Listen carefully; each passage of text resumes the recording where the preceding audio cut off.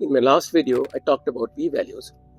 A p-value can tell us whether the effect of a drug or treatment exists, but it doesn't tell us whether this effect is meaningful and can be translated to real-world patients.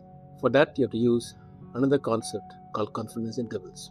Hi, my name is Datta, and in this video, I'm going to talk about confidence intervals and how to interpret them. A confidence interval is a range of values in which we believe that the true value of an effect lies. Usually it is expressed in a percentage, typically 95% confidence interval. And let's look at an example, the same example we took last time. So we have a new drug for diabetic patients and we want to test it and compare it with an old existing drug. So we take two sets of patients, two samples, and then we give this drug, the old drug and the new drug, to both the samples, and then we test the sugar level after 6 months. We find that the sugar level of the patients using the new drug came down by 20 units, and the set of patients using the old drug came down by 8 units.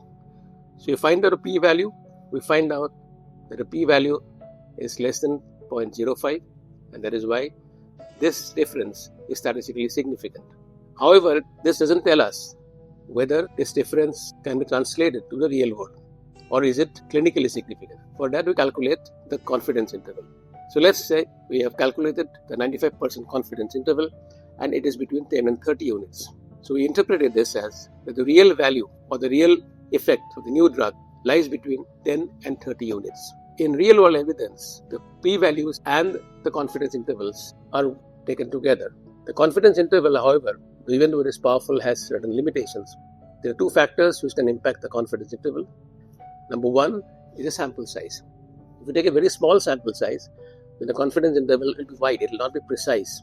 Secondly, if the data within the sample varies a lot, then the confidence interval will be wide and it will not be precise. The third thing to remember is that when you say 95% confidence interval, this doesn't mean that there's a 95% chance that the real value will lie within that interval. The confidence interval is basically a validation of the procedure. That means if we repeat the same procedure 100 times and find out a 95% confidence interval each time, we'll find that 95 out of these 100 confidence intervals will have the real value. So next time you read a clinical trial report or a clinical study report, don't just look at the p-values, also look at the confidence intervals, because that will give you deeper insight and you can take better data-driven decisions. I hope you like this video. Please share and leave a comment. Hope to see you in the next video.